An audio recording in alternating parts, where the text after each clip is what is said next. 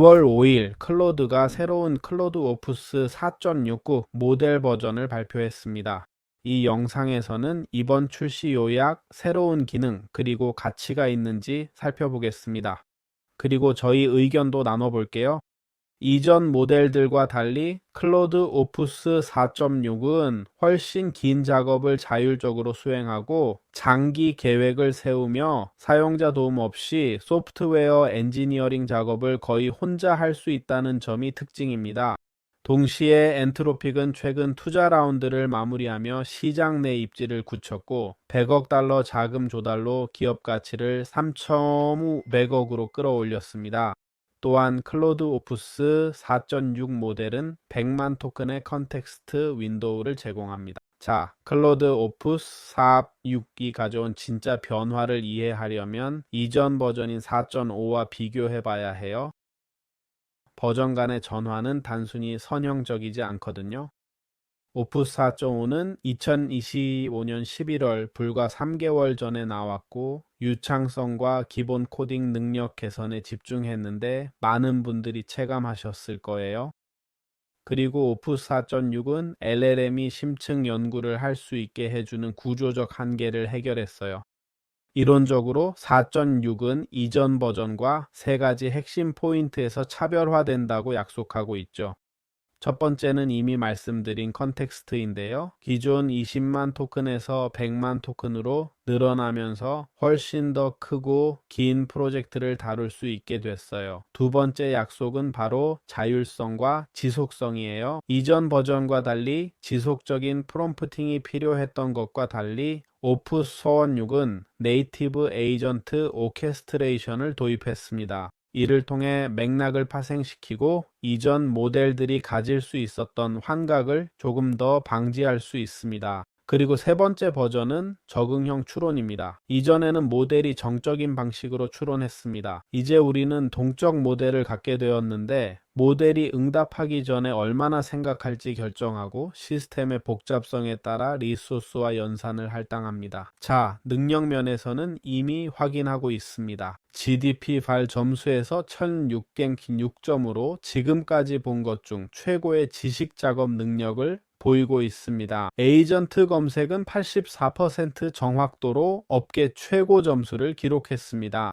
또한 언제나처럼 코딩 능력도 다른 모든 모델들을 능가합니다. 그리고 우리에겐 GPT 이버짜이 코덱스가 있었죠. 차트 GPT가 실라우드에 대응해 내놓은 오프스 4.5를 놀라게 하고 능가했던 그 모델이요. 하지만 클라우드가 다시 한번 경쟁사가 내놓은 것을 뛰어넘었습니다. 개미니는 두 회사 대비 거의 9포인트 차이로 약간 뒤처진 것 같네요. 그리고 다음은 추론 부분입니다. 도구를 사용하면 정확도가 40%에서 53.1%까지 나옵니다. 이 벤치마크들을 보면 확실히 기대가 되는 건 사실이에요. 물론 클로드 측에서 자신들이 잘 나온 벤치마크들을 골라서 공개했다는 점을 염두에 두셔야 합니다. 그리고 아마 공개하지 않은 다른 벤치마크들도 있을 텐데 거기선 그렇게 두드러지지 않고 더 뒤처질 거예요. 그리고 여기 보시면 예를 들어 에이전틱 코딩에서 오프스 4.5가 많은 기능들보다 약간 더 우수했습니다. 대학원 수준 추론에서는 차트 GPT 피로가 98.2%로 더 우수하다는 걸 보고 있습니다. 시각적 추론도 차트 GPT가 더 낫고 개미니는 도구 없이도 차트 GPT보다 더 낫습니다. 상상이 가시나요? 그리고 다국어와 QA는 개미니가 더 낫죠. 알겠죠? 물론 이건 단순 통계일 뿐이고 실제로 에이전트가 제대로 작동하는지 테스트해 봐야 합니다. 사실 클로드는 점점 더 좋아지고 있고 정말 놀랍습니다. 이제 이런 혁신들로 인해 정보 검색이나 순차적 추론의 병목 현상이 사라지고 100만 개의 추가 토큰도 확보했습니다. 긴 맥락에서도 이전 모델 대비 큰 개선을 보이고 긴 추론 맥락에서도 특히 이전 모델과 비교하면 100만 파라미터에서 말할 것도 없죠.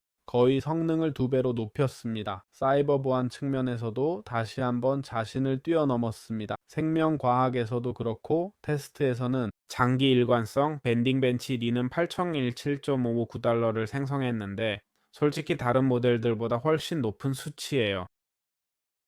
그래서 제 생각에는 이번에 그들이 한 건 이번 업데이트로 모델이 장기적으로 더 나은 추론 능력을 가질 수 있게 했다는 거죠. 정말 긍정적인 부분이에요. 장기적이라는 건 더 큰 맥락을 의미하는 거예요. 입력을 처리하는 시간을 스스로 결정할 수 있는 적응 능력도 모델에게 정말 유용할 거예요. 이미 봤듯이 그 발전이 엄청나잖아요. 그래서 여러분 생각은 어떤지 말해주세요. 자율적으로 더 큰 프로젝트를 다룰 수 있도록 올바른 방향으로 가고 있다고 생각하세요? 제 생각에는 아주 올바른 방향으로 가고 있어요. 그들은 자신들의 타겟 사용자가 누군지 정확히 알고 있는 것 같아요. 차트GPT가 차트GPT 코덱스를 만드는데 집중했던 것과는 달리 사실 차트GPT 사용자 대부분은 제 생각엔 프로그래머들이라는 거죠. AI 프로그래밍 도구를 원한다면 클라우드를 쓰라고 말하고 싶어요. 6년, 2025년, 그리고 2024년에도 클라우드를 썼으니까요. 그리고 GPT 5.3 코덱스가 경쟁할 수 있을지는 모르겠지만요.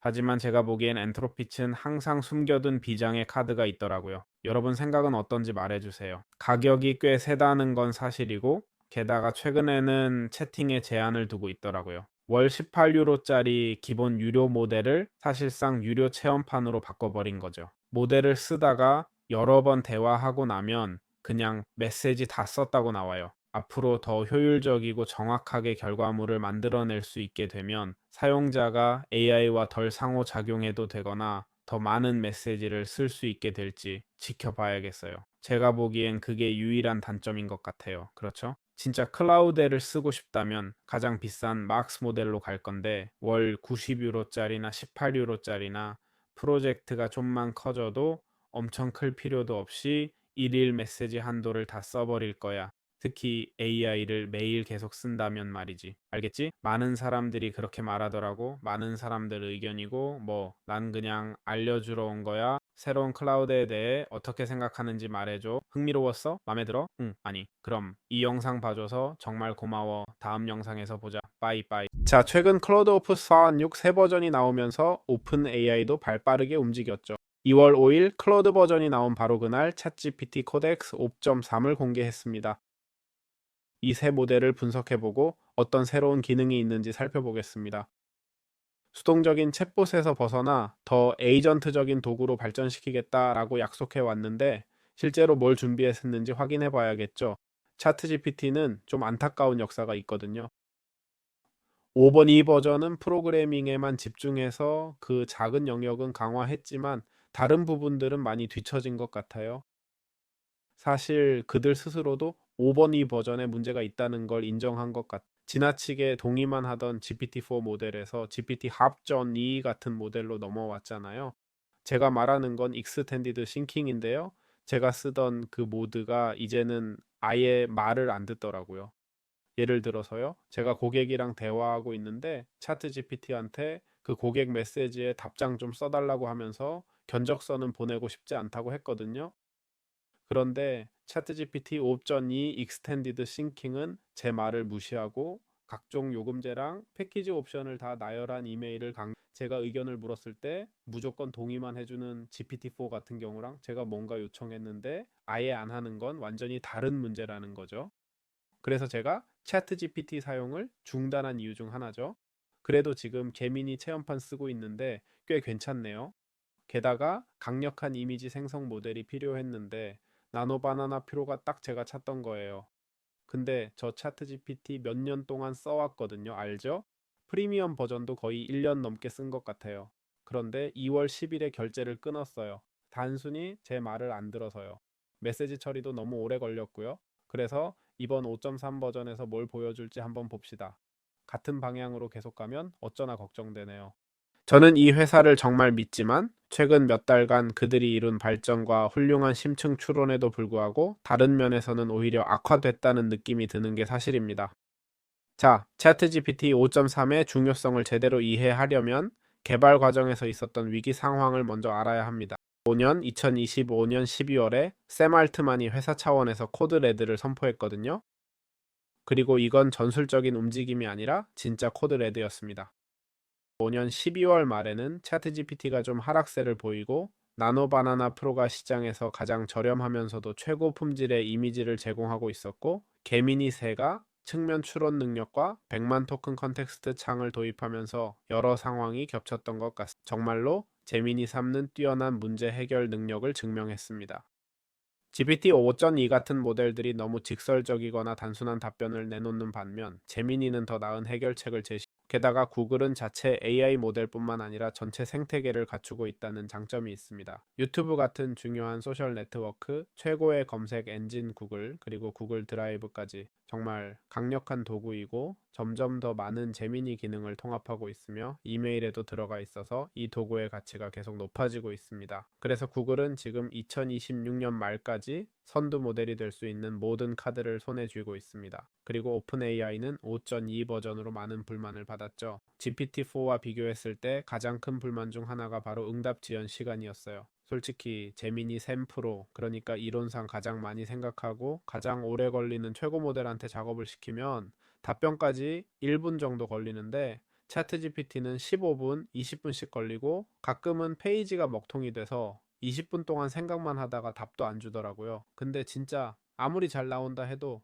그 정보 처리하는데 20분씩이나 써야 했을까요? 맞아요. 괜찮긴 한데 제미니도 똑같이 잘 해냈는데 시간은 15분의 1밖에 안 걸렸잖아요. 그리고 이론상으로는 불필요한 거부도 있었는데 이게 지나치게 까다로운 보안 필터 때문이었대요. 그래서 해결책은 엔비디아 GB200 NVL7B 클러스터로 마이그레이션해서 추론 인프라를 최적화한 거였고 덕분에 GPT 5.3이 이전 버전들보다 25%더 빨라졌어요. 그리고 이제는 이론상으로 자율 에이전트 각 채팅마다 생산성 한계가 있는데 그 한계를 높이려면 더 긴 시간 동안 작업할 수 있는 여러 모델들이 필요하거든요. 전체 저장소 디버깅, 논문 작성, 그리고 더 고급 작업들 말이죠. 이것이 GPT 5.3 코덱 개발로 이어졌고 단순 텍스트 생성기가 아닌 에이전트로 발전했습니다. 그리고 제품의 수직화도 추구하고 있습니다. 구글 스위트의 위협에 맞서 오픈 AI도 과학 연구용 프리즘, 웹 탐색용 아틀라스, 소프트웨어 개발용 코덱스 같은 독립 제품들을 내놓고 있어요. 물론 이런 도구들 중 많은 것들이 아직 일부 국가에서 사용 불가능하거나 완전한 버전에 접근조차 못하지만 어떻게 발전하는지 지켜봐야죠. 또한 사실 오픈 AI 측은 이미 시장에서 가장 강력한 에이전트 코딩 모델이라고 말하고 있습니다. 가장 파괴적인 점 중 하나는 모델이 자기 자신을 만드는데 직접 참여했다는 거예요. 기술 문서에 따르면 모델의 초기 버전들은 새 모델의 학습 실행을 디버깅하기 위해 계측되었습니다. 이건 부트스트래핑이라는 효과인데 기본적으로 인간이 만든 데이터뿐만 아니라 자기 자신으로부터도 학습한다는 거죠. 그리고 예전 코덱스 모델이나 일반 모델들이 따로 학습되는 것과 달리 GPT 5.3 코덱스는 코덱스와 GPT 아오이의 학습을 하나로 합친 최초의 모델로 이론적으로 추론과 사고 그리고 소프트웨어 엔지니어링 이상의 세계 지식을 결합했습니다. 게다가 GPT 5.3은 아주 흥미로운 점을 보여주는데 지금까지의 모든 모델들은 프롬프트를 보내면 에이전트나 모델이 생각을 끝낼 때까지 기다려야 실수를 고칠 수 있었습니다. 이론적으로 GPT 5.3은 그걸 바꿔놨습니다. 에이전트가 작업하는 동안 건설적으로 개입할 수 있다는 건데 솔직히 이게 꽤 강력한 기능이에요. 특히 작업할 때. 예를 들어 웹사이트를 만드는데 색상을 잘못 처리하고 있으면 색상을 제대로 하라고 바로 지시할 수 있죠. 실제로 어떻게 작동하는지 정말 그렇게 잘 되는 건지 봐야겠지만요. 근데 그리고 솔직히 궁금한 게 생성하는 중에 어떻게 오류를 식별하냐는 거예요. 보통은 먼저 생각하고 나서 결과를 주잖아요. 뭐 코덱스 얘기니까 코드를 계속 보여주면서 진행한다고 이해할 수 있겠죠. 근데 GPT 5.2 확장 사고 같은 모델은 좀 복잡해 보여요. 왜냐면 계속 생각하다가 결과를 주는 거잖아요. 생각 과정은 볼 수 있어도 실제로 뭘 작성하는지 안 보이면 중간에 지시하기가 어렵죠. 사고 과정의 투명성도 있는데요. 모델이 기본적으로 진행하는 과정들을 알려줍니다. 이건 이미 봤죠. 우리가 이미 본 거예요. 그리고 기본적으로 여러 모델 간의 맥락을 유지할 거예요. 알겠죠? 가끔 한 모델에서 다른 모델로 넘어갈 때 흐름이 조금 끊기곤 했어요. 기본적으로 자주 대화 중에 자주 흐름이 끊겼죠. 그리고 이렇게 하면은 프로젝트 목표에 대한 기억을 유지할 수 있을 거예요. 좋아요. 벤치마크를 좀 볼게요. 먼저 터미널 벤치가 있는데 GPT 5.3 코덱스가 77.3%를 기록했어요. 이건 GPT 5.2 코덱스의 64%에 비해 엄청난 결과죠. 그리고 클라우드 오프스 4.6이 65.4%였으니까 이론적으로 이 부분에서는 앞서는 거죠. 터미널 벤치는 기본적으로 모델들을 테스트하는 건데요. 터미널 안에서요. 알죠? CMD 터미널 말이에요. 알죠? 여기 우리가 여는 이거요. 그런 맥락에서요. 게다가 오스월드 베리파이드 벤치마크가 63.7%인데 클로드 오프스 4.6보다 뒤처져 있어요. 클로드 오프스 4.6은 72.7%거든요. 말하길. 오스월드는 에이전트가 시각적 데스크톱 환경에서 생산성 작업을 완료해야 하는 컴퓨터 사용 에이전트의 기준점입니다. 라고 하네요. 뭐, 뒤처져 있죠. 애플리케이션 열기, 시각, 메뉴 조작 같은 모든 것들은 여전히 클로드가 앞서 있어요. 예전처럼 38.2로 그렇게 앞서지는 못하는 게 사실이에요. 버전 간 개선이 엄청 컸지만 여전히 아래에 있잖아요. 그렇죠? 여기 보면 인간은 약 72%의 정확도를 보이는데 이걸 평균적인 인간 29%와 비교해 보려는 거죠. 그 다음 SW 벤치 프로가 있는데 이건 기본적으로 인기 있는 저장소에서 실제 GitHub 문제를 해결하는 능력을 측정하는 겁니다. 보시면 56.8%를 기록했네요. 이건 GPT 5.2 코덱스가 가진 56.4%에 비해 약간 의미 있는 증가를 나타냅니다. 개선폭이 미미해 보일 수 있지만 그 작은 향상 외에도 효율성 개선과 더 긴 세션 동안 작업을 처리하는 능력도 향상됐습니다. 또한 이 모델에는 몇 가지 한계가 있는 것 같습니다. 개선에도 불구하고 15만 노드가 넘는 대규모 저장소에서 때때로 메모리 손실 문제를 겪고 이전 정의를 잊어버립니다. 또한 GDP 발이 있는데 이는 재무 분석, 법률 문서 작성 등 나름 4개 직업의 전문 업무를 평가합니다. 그리고 이 모델은 인간 전문가 성과의 70.9%와 동등하거나 그 이상으로 GPT와 같은 수준입니다. 왜 향상이에요? 사이버 보안 과제에서도 몇 점 개선됐고 거의 10점 정도 올랐네요. 근데 뭐 이건 아시다시피 그냥 벤치마크일 뿐이죠. 게다가 자기들이 보여주고 싶은 것만 보여주는 거니까 실제로 모델을 써봐야 이게 좋은 모델인지 아닌지 제대로 판단할 수 있을 것 같아요. 제 느낌으로는 이전 성능을 조금 최적화하려고 한 것 같은데 이건 분명 엄청난 개선이긴 하지만 클로드 오퍼스 4.6 수준에는 못 미칠 것 같아요. 솔직히 지금까지의 상황을 보면 GPT-5와 오픈 AI가 점점 더 빈 약속만 하는 것 같다는 생각이 들어요. 이건 제 개인적인 의견이고 꼭 맞는 건 아니지만 클로드나 제민이랑 비교해보면 벤치마크에서는 다 좋아 보이는데 막상 써보면 뭐 그렇죠. 제 경우만 봐도 GPT 5.15 프로그래밍 할 때는 솔직히 불만이 전혀 없어요. 알죠? 그러니까 진짜 잘 돌아갔어요. 게다가 클로드랑 다르게 무제한이라서 엄청난 장점이죠. 훨씬 더 많이 반복하고 실수도 더 하고 테스트도 더 많이 할 수 있으니까요. 프롬프트 중간에 반복할 수 있다는 게 정말 흥미로운 것 같아요. 실행 중간에 어떻게 보일지 지켜봐야겠지만 게임 체인저가 될 수도 있어요. 좋든 나쁘든요. 알죠? 추론 중간에 AI가 재구성해야 한다면 어떤 영향을 받을지 모르겠거든요. 사실상 처음부터 다시 시작해야 할 것 같은데 그건 사실상 프롬프트를 다시 보내는 거나 마찬가지죠. 알죠? 그들이 그렇게 해샜는지는 모르겠지만 최근 몇 달간 이 GPT들한테서 본 건 그냥 헛소리, 또 헛소리였어요. 적어도 문제를 인정하고 있다는 건 제 생각엔 첫걸음이에요. 아직 별로인 여러 도구들로 다각화하려 하는데 시간이 지나면 괜찮은 생태계를 만들 수 있을지 지켜봐야죠. 챗GPT는 여전히 좋은 모델이에요. 오해 마세요. 하지만 불만은 현실이고 숫자가 말해주죠. 점점 더 많은 사람들이 개미니로 가고 있어요. 근데 여러분 생각은 어때요? 저는 지금까지 챗GPT 썼어요. 말 그대로. 어제까지도요. 당연히 아무것도 안 쓰는 것보단 챗GPT가 낫죠. 근데 더 나아졌다고 생각해요? 기대에 부응했나요? 클라우드가 100만 토큰 컨텍스트로 진짜 두각을 나타낸 거라고 생각하세요? 개미니는 프로그래밍 쪽에서는 좀 떨어져 있고 마케팅에서도 그 부분을 크게 부각시키지 않는 것 같지만 그렇다고 나쁜 모델은 아니에요. 그렇죠? 나쁜 모델은 아니에요. 인터넷에서 새 모델을 비교한 테스트들을 봤는데 개미니가 때로는 클로드나 GPT보다 더 좋은 결과를 내기도 하더라고요. 그래서 여러분은 어떻게 생각하시는지 말씀해 주세요. 당연히 모든 의견 환영이고요. 인공지능의 세계가 우리에게 무엇을 가져다 줄지 지켜봅시다. 정말 감사합니다.